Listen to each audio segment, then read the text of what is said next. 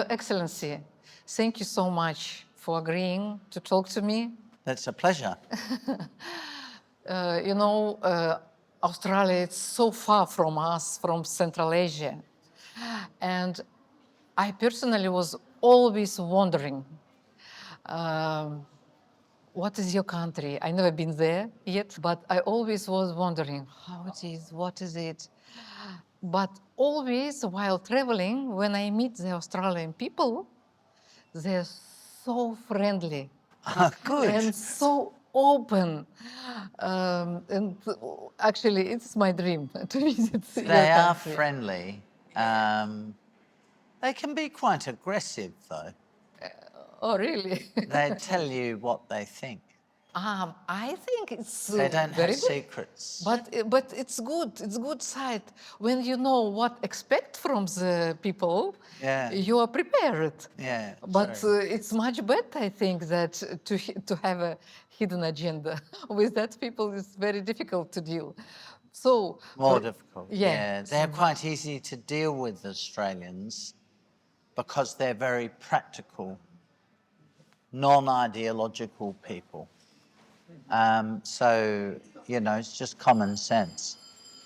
You can persuade them of anything if you have a sensible, practical solution. Oh, this is very good quality, I think. Yeah. So, It's worked for Australia. I mean, Australia is a peaceful country yeah. and never had a civil war and can't be invaded, of course, because it's an island. And what else could I say about it? It's rich. It's very rich. So, from your Australian perspective, how do you think why current global crisis started or happened and when it started and the reasons for that crisis? There's always a global crisis. I mean, during the Cold War, there was a crisis after crisis after crisis. At the end of the Cold War, there was a period of relative peace. But now you have the Ukraine war, you have the trouble in the Middle East. You always have trouble in the Middle East. And in East Asia, tensions about the rise of China and the power of China. So we have to wrestle with all of these things, but they are problems that will be solved. There will be a ceasefire in Ukraine eventually, and in the Middle East, there will be an easing of the tension, but it's a very troubled part of the world. So, how do you see the problem in Middle East? It's not just a problem for now. It's been going on for a long time. I mean, yes, of course. There was a war in 1948, a war in 1967, a war in 1973. There were the two intifadas. There's now the Gaza war. I mean, when will it ever stop? It will stop when everybody in the region realizes that Israel has a right to exist within secure borders, and the Palestinian state can be established and self-governing. But will people accept Israel's right to exist? Will they accept it has a right to exist within secure borders? Israel is a small country, but a powerful country. And given the history of the Jewish people, particularly, but not just in the 20th century, they will furiously defend themselves. So I would have thought common sense and an Australian approach would be, you're never going to change Israel by attacking them with weapons, firing missiles in Tel Aviv and killing young Israelis and raping them and murdering their babies. It's never going to work. You will never find peace using that method. Never. So think of another path to peace, a collaborative path to peace. But maybe it will not work also in another way. You can never achieve a peace if you will fire rockets, missiles, if you will fire missiles, kill people, rape the children and women. No, of course not. In Palestine, I mean, in, Well, I don't in think Gaza, they're raping. what I don't it think is. they're raping the women. What, I don't think the what Israeli will army does that. It's like this, right? There was no fighting until the 7th of October, 2023. And then the fighting started. Why did it start? There was a ceasefire until the 7th of October, 2023. There was a ceasefire, and then it was broken. There's fighting ever since. It could finish tomorrow. This could finish tomorrow if two things happened. One, the Palestinians, the Hamas, handed over the hostages and the bodies of the ones who have been killed. They could do that in an afternoon. And then the fighting would stop. Yes, I but mean, why wouldn't they do that? Why wouldn't they do that? Why don't they want the fighting to stop? Why don't they just hand over the hostages? maybe because occupation is continuous, because the Because settlers, they want to keep the fighting going. The settlers are not in Gaza. settlers continues to move The close settlers to are not Gaza in. and The taking settlers are not in Western Gaza. Bank. Right, Also, but they're not in the West Bank. This is in Gaza. yeah. Fatah controls the West Bank. Hamas controls Gaza. Hamas is dedicated to the destruction of Israel. But Hamas was created with agreement of Prime Minister of Israel, Netanyahu. Well, I It don't was know. created to I don't divide I know this. organization. I know. Well, whatever. Whether this is true or not, let us assume. Well, let us assume. I don't think it's quite. I don't think he quite created them. They are created by the Muslim Brotherhood from Egypt. They influenced by the But, ideology of but Netanyahu, Brotherhood. it seems, was happy to play off Hamas against Fatah and divide the Palestinians. So it's said, and that may be true. But that doesn't detract from the fact that if you wanted peace, I mean, you don't have to have peace. If you want the war to continue, it will continue. It's like Ukraine. Do you want the war to how many more people have to die? Is that all right? I mean, I personally don't think it is all right. I think it's appalling. 1 million people have died in the Ukraine war. From both sides. From both sides, since 2014. 1 million people. And I personally, I don't think that is all right. But, you know, they want to continue. They want to continue the war. In any price. They don't seem to care how many people die.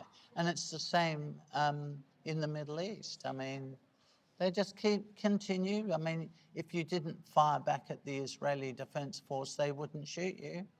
If you handed over the hostages, the war would be finished. No, they don't want to do that. They don't want to do that.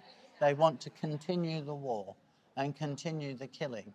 I mean, I'm 73, so I have to conclude, after 73 years of watching the world, that when they cry for human casualties, they are crocodile tears. They don't really care. It doesn't really matter. 1 million people have died over the war in Ukraine. I mean, how many Russian soldiers were killed just this very day? This very day, 200? How many Ukrainians killed? I mean, similar, right? A similar sort of figure. Palestinians get killed because Hamas won't hand over the hostages, and just keeps going on and on. Propaganda, both sides, all sides, you know, from bombarding us with propaganda. Does anyone want peace? You are right. In this case, I would agree with you that in any war, first of all, the highest price is paid by the ordinary civilians. And of course, we all need to try at least to stop this bloodshed. The civilians, though, support the military. So I'm not saying the military, the fighters. I mean, think about this. I'm just get you to think differently. Think about this. I think the fighters do not exist separately from the civilians. The civilians support the fighters. I think they're taken as hostages. They don't have another choice. They were indoctrinated with this Muslim Brotherhood radical ideology. For example, in Gaza, they were indoctrinated with this Nazi ideology, nationalism, as you told before in our session. Yeah, not Nazi, nationalists. Nationalism. The Nazis were a very special group of people in Germany. Yes, but from the Russian point of view, there are Nazis in the Ukrainian government, exactly. For example, these Nazi battalions, like right sector. So the Russian army is invading a sovereign country. And calling them Nazis won't make any difference. It is contrary to international law to invade sovereign countries. It is not consistent with international law, and they should not be invading a sovereign country. They should stop this straight away. But there are, it's not like I'm telling you like some opinions also, which I hear. There is a contradiction in the international law as well, I think, because there is a right of sovereignty of each country, and also there is a right of self-determination of the any nation. So everything started from the prohibiting Russian language. So the Russian in Ukraine. So Russian people. That's a stretch. That's a stretch. So you think, as an Australian, we could invade Indonesia if they banned the English language because we're an English language speaking country? I don't think so. I don't think we could invade. I don't think we would have any justification for invading Indonesia.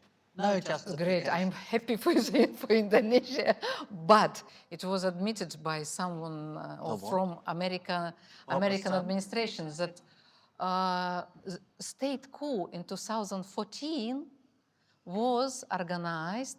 Previous administration had its hands on this coup together with the European countries, with Germany, with France, who were So they invaded Ukraine. They were no, they didn't invade. No, they didn't invade Ukraine. No, but for example, the late Senator late McCain and alive Senator Lindsey Graham. Lindsey Graham. His friend, yeah, they were friends. Yes, they visited Ukraine during the horror, the horror. They visited Ukraine. They visited Ukraine during the protests. Even Psyche. So what? Even Psyche. That's not an excuse to. And Psyche, she were distributing biscuits. So what? But after the coup, when the next president came to the power, they started bomb their own population, Russian population, in Donbass, and more than 14 people were killed since 2014. So. Also, there was an article in the New York Times. Right. Must be true then. Okay, I think- we get used to believe in Western mass media because they're democratic and free. No, because they they're have free, because they're free, and you think about this, because the West is free and has freedom of speech, you get different opinions. And people argue in the West. See, people in authoritarian societies think that it's a weakness of the West that they argue with each other. It's not. It's a strength, because the whole time, every decision made by powerful people is tested and contested. So the New York Times is a Democratic Party supporting newspaper. It supports the American left. So it hates Donald Trump and hates George W. Bush and the Republicans. It's always hated them. But it is a very legitimate voice of people who don't agree with the current administration. And it's important that their voice is heard, that their criticism of President Trump. But you know, we're in China now, and when do you hear any criticism by the Chinese of their president, of their governments? I mean, I've sat through this all day listening to how brilliant China is. No criticism at all. The Americans here criticize America, the Westerners criticize the West, but the Chinese never criticize China. What, China's perfect, is it? They never make any mistakes. The government of China never makes a mistake. It's brilliant. It's brilliant. They should rule the world if they never make a mistake. And by the way, it's absurd, because they may be competent or they may not be, but they definitely make mistakes from time to time. They make mistakes, but they never criticize. So they don't even know they're making mistakes. Maybe So, it works you know, another way. I know the system, so I'm sure that it makes in another way. But according to your opinion, so if there are like wild specter of the opinion, so we can believe also, not you maybe believe what you like. but not maybe believe, but at least take into account the opinion of the New York Times as well, Of course, which yes. which I say, read the New York Times from time to yeah, time. in March of last year, two journalists, they actually made a research. They interviewed more than 200 officers and generals of NATO countries, of Ukraine, of American military officials. So they say that since 2014, I don't remember exactly now, I will be honest, 14 or 17 military bases were created among the Russian border, Russian-Ukrainian border. So if just put yourself just put yourself on a place of the Russian intelligence forces, military forces, for example, military intelligence, for example, and when you see that another side was weaponized by the NATO countries. NATO has no bases in Ukraine and has had no bases in Ukraine. Officially not. And no, Officially they not. have not. Yes, but they trained. You found one article. They trained. You found one article that says so. Not only but one, there are a lot of I videos. know of no NATO bases. I know of no NATO bases in Ukraine. But even if there were NATO bases in Ukraine, why would Russia invade Ukraine? I mean, what were they thinking? Okay, but what are they but thinking? why NATO was? So what? You But think why? NATO's Why NATO was expanded since it they was- they well, promised? you they know, by the promised way, do not. I'll tell you something. NATO should have been expanded Shouldn't. should have Should to have. protect Ukraine, because Russia would never go to war with NATO. It couldn't possibly. It doesn't have the military capacity to do that. The Russians should have been told particularly in 2022, when they plan to invade the whole of Ukraine, not just Crimea and the eastern Donbass, but the whole of, they tried to take Kyiv. They're defeated, by the way, defeated by the Ukrainians, by a small country like Ukraine. But anyway, they tried to take Kyiv. Before that, Western intelligence knew the Russians were going to try to invade Ukraine. The Western leaders should have said, we will never allow Russia to take Ukraine. It won't happen. And we will provide military support to stop that happening. So don't do it. But the West was weak. The West did not say that to Russia. They said to the Russians, there will be sanctions. But, you know, Russia can avoid the sanctions, and you know that. I mean, you come from Kazakhstan. There are ways of avoiding the sanctions. Not very convenient, but there are ways of avoiding the sanctions. So Russia went ahead with the invasion. They would never have invaded if they knew they had to confront NATO. They never would have invaded because Russia's military is too weak to deal with NATO. After all, they've been fighting in Ukraine since 2014. They've been fighting there for 11 years. What percentage of Ukraine have they taken? They've taken 20% of Ukraine in 11 years. I mean, they're not that strong, Russia. No, there was many statements of Putin itself that they interested in independent and free and prosperous Ukraine. And I think if Ukraine would take a natural status, as we take now in Kazakhstan, actually we have perfect relations with Russia and the West. So this was, even Russia wasn't against Ukraine to join European Union, but Russia was always against Ukraine to join NATO, because NATO is not a charity organization. NATO is military organization. Yeah, it's a defensive organization, though. NATO's never invaded Russia. Okay, if it's not defensive, It is defensive. it is defensive. Not offensive, yes, but if it's only defensive, still from the Russian perspective, I'm not advocating for Russia, but as like we see it, like we were explained, that if there wasn't 5 waves of NATO moving close to the Russian border, there will not be the Russian invasion of Ukraine first. The second, actually, But Russia... how's it working out for Russia?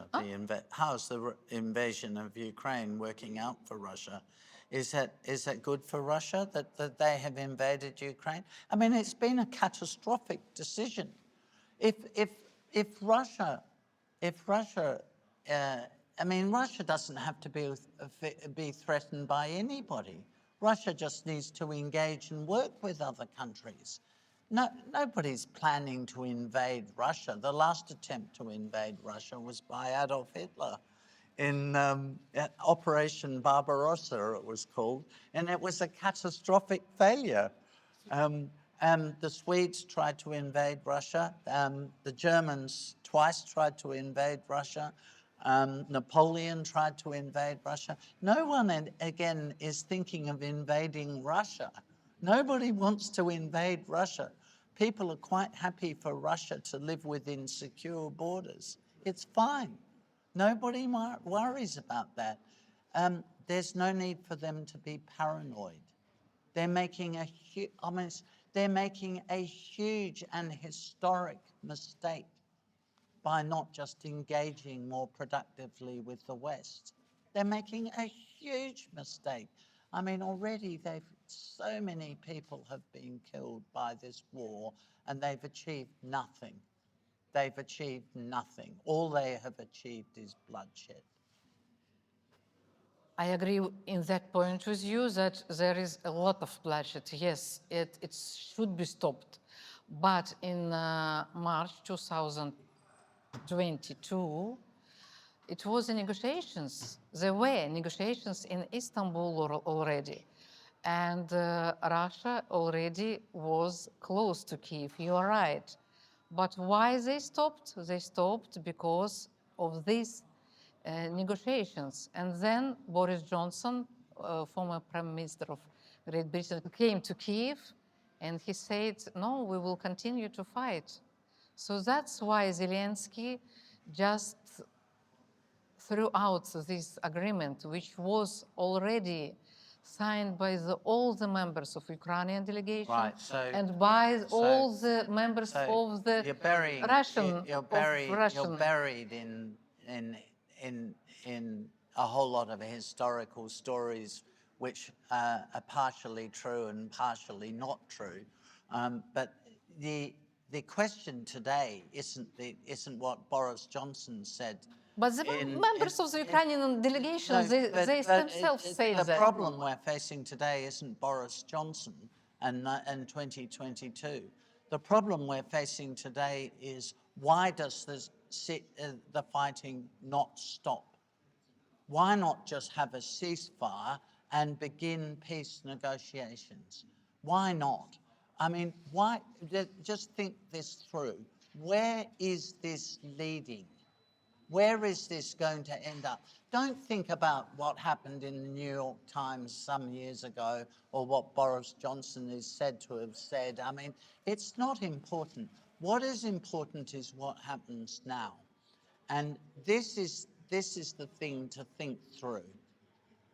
If nothing happens, but the war just continues, where will it end?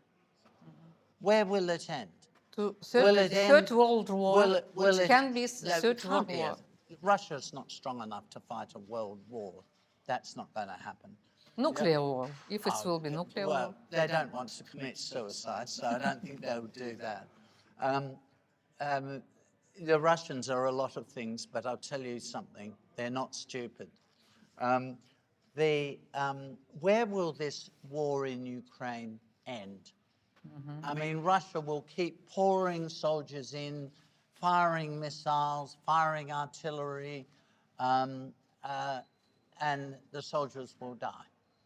And the Ukrainians will defend, and the West will make sure that Russia can't win, because Russia can't win, because Russia's not powerful enough to win the war. As you've seen, after 11 years, they haven't managed to succeed. So they can't win, so people will just die.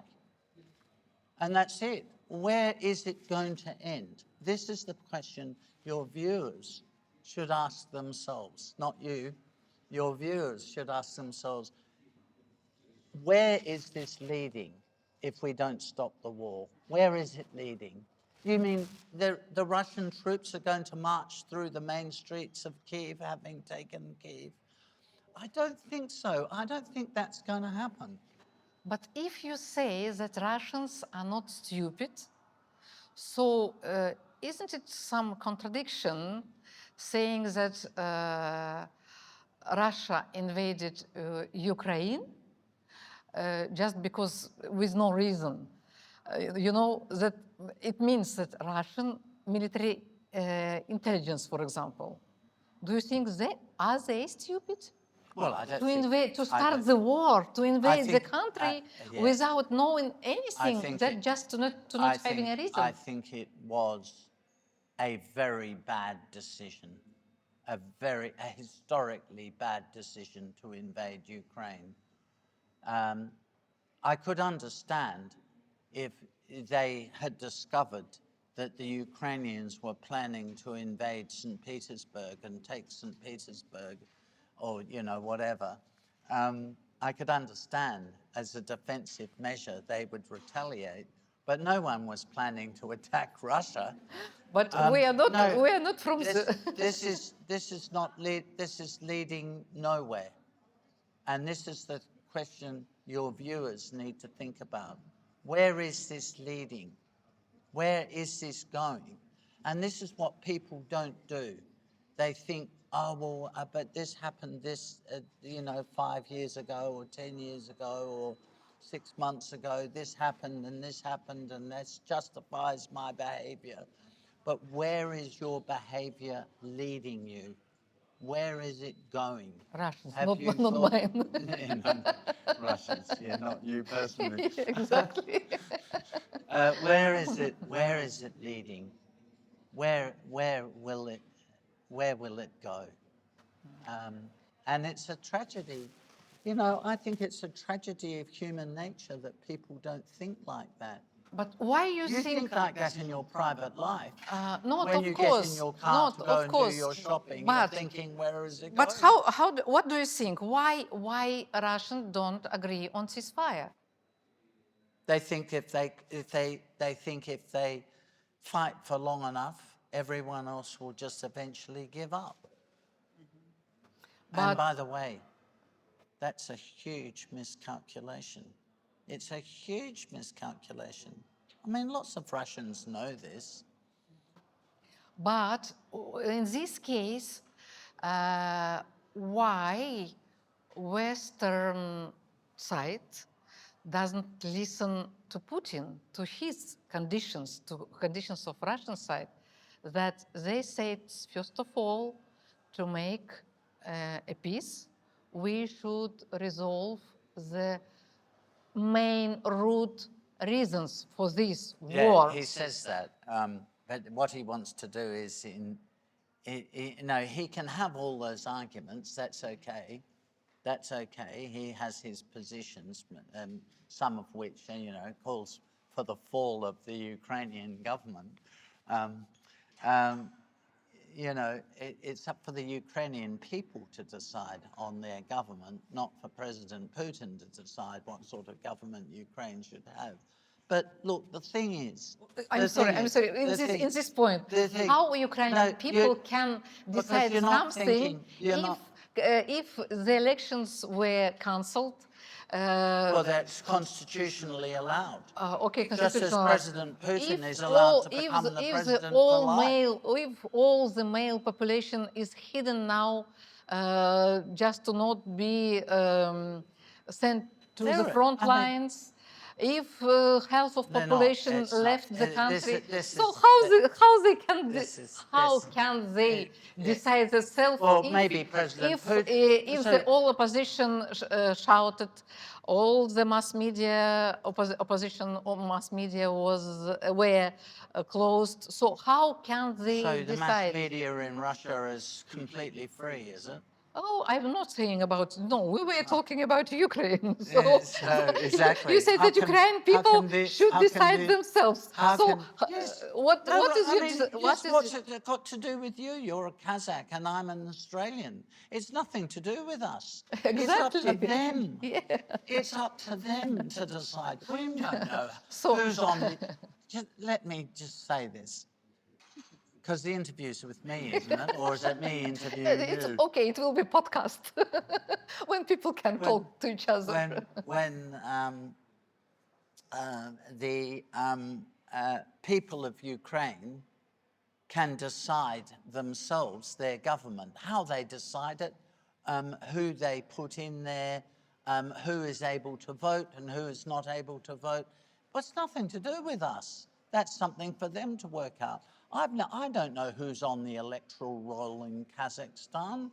Who is allowed to vote? What is the voting age in Kazakhstan? I have no idea. But that's for Kazakhstan to sort out. My point is this. If there are things that the Russians want, they can sit down and negotiate those things. But it is not acceptable and it is not civilized behavior to keep this war going with 1 million people.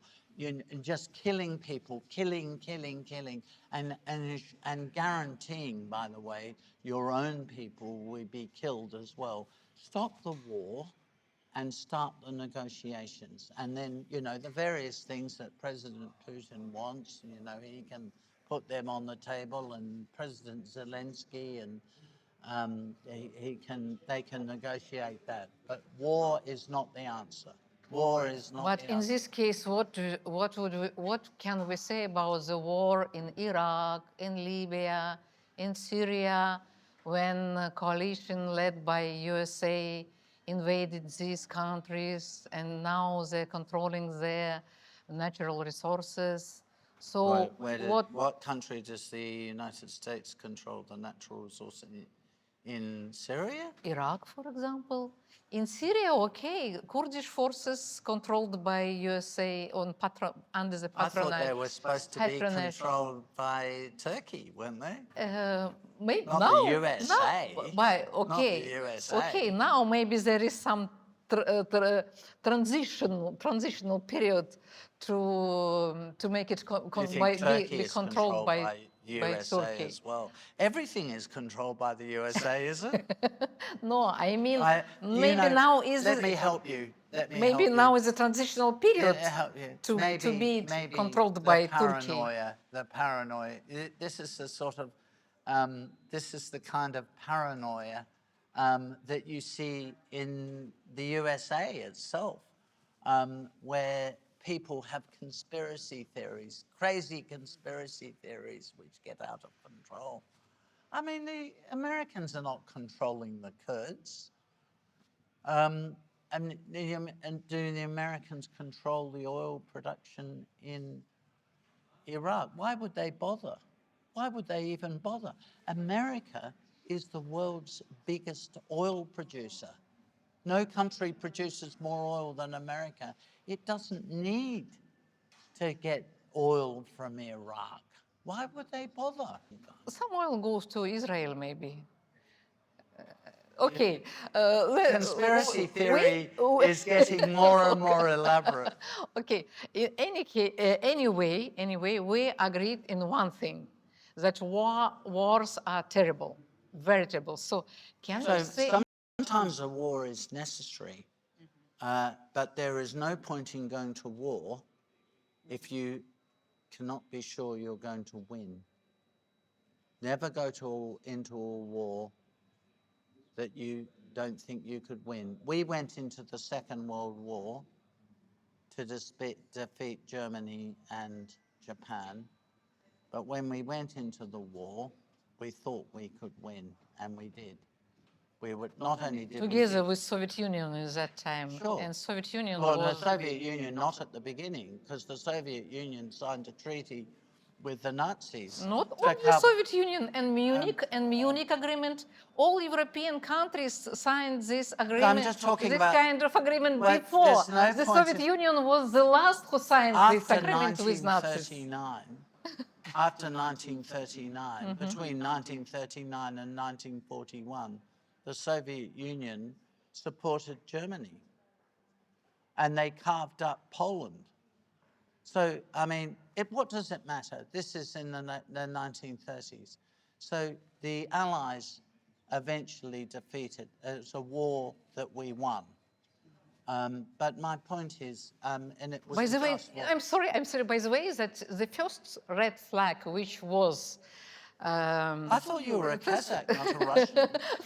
Kazakh, but it was Kazakh who installed the first red flag of Soviet Union on Reichstag. Was it? Yeah. I knew that the Soviet troops had put... Soviet troops, but it was Kazakh. So the actual person... Rahimjan Koshkarbayev. That was his name. Yeah, that was his name, yes. So we agree that the war is terrible things for anyway, and bloodshed should be stopped. But as you mentioned in previous session, there are another challenges for the humanity, for all nations in the world. So can you briefly mention them as well as you did in your speech, please? What I think is, so we're facing trade disruption, and I'm very much in favor of free trade. And I've been delighted to hear how, for example, China and the European Union have started to criticize President Trump for his tariffs and saying that we need a world of free trade, because they haven't been in favor of free trade up until now. So it's good that they're converted to the cause of free trade. Just imagine if we were able freely to trade with China. So I'm much in favor of this, and I hope out of the disruption that President Trump has caused with his tariffs, that leads to the liberalization of global trade. That would be a very good thing and good for prosperity. Yeah. And another point you mentioned as migration.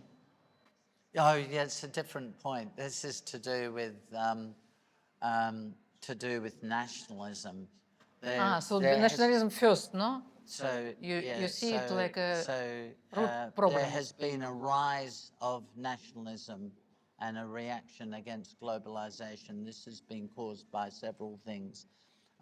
As some other speakers have been saying, there are losers from the process of globalization.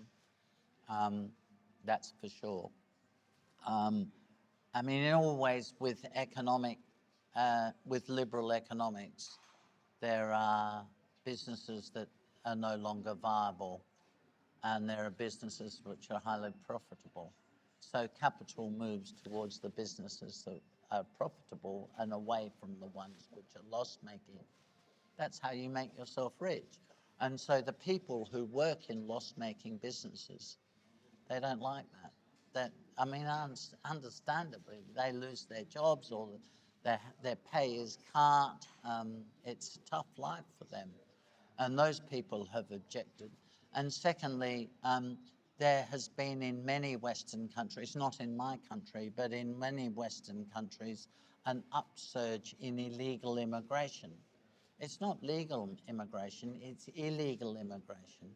And people coming in vast numbers, 1 million people in 2015 moved from the Middle East into Germany illegally.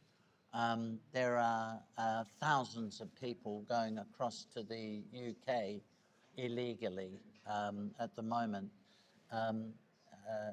It's said that something like 10 million people came illegally into the United States across the Mexican border. People hate this. There's a huge reaction against illegal immigration, and governments haven't done anything about it. So In the UN, you also criticize UN that it doesn't do anything. Or the UN. No. The UN doesn't do anything about anything anymore politically. I mean, the agencies, they sometimes do good work and sometimes they don't. It's a mixed performance. But some of their agencies do good work.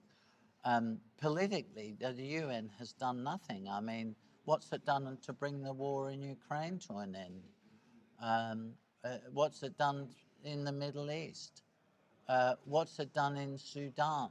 What's the UN done to bring to stop India and Pakistan from going to war? I mean, it's just absent. The UN is just absent. I mean, you can say they can't agree on the Security Council, that's true. But where is the Secretary General? I mean, where is he? He has a nice house there in New York. So the last question, I promise. Is there any hope for humanity, for peace, for prosperity, for all the nations in the world? I live in a country which is at peace. And most countries in the world are at peace. I mean, Kazakhstan is at peace. You're not at war with anyone. You're not about to go to war with anyone. And just think, so most countries are at peace. Argentina is at peace. Brazil, Honduras, Canada. These countries are all living in peace. Most countries are living in peace. Where is there not peace?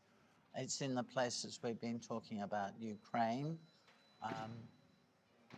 the Middle East. It's a good question is, when will there ever be peace in the Middle East? It's not just the Israelis and the Palestinians. It's, look what's happening in Syria, just out of the Middle East, in Sudan, many people being killed there, and disruption. The Middle East, that's an issue to explore.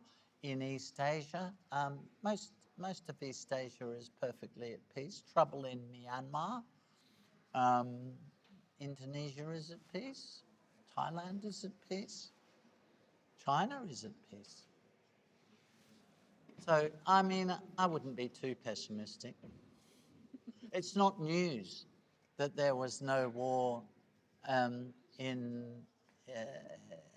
that there was no war in Canada today. That's not news. Of course there's no war in Canada today. It's news that there is war in the Middle East today. That's the news. Yeah, exactly. So, So there is a hope. Of course there is. Most people think it's a bad idea to go to war. You should tell President Putin that, your friend. No, You should tell him. no, I don't know him personally. But if I will meet him, okay. I have met him a couple of times. Ah, and how did you find him? Cold. Cold? Cold. I don't know. Okay, maybe I will meet him and I will share my opinion on it. Don't tell him I said that he was cold. Okay. That's just a secret between you, me, you, and all your viewers. Okay. Okay. Thank you so much. That's a great Thank you so pleasure. much, Okay. Your Excellency. It's good fun.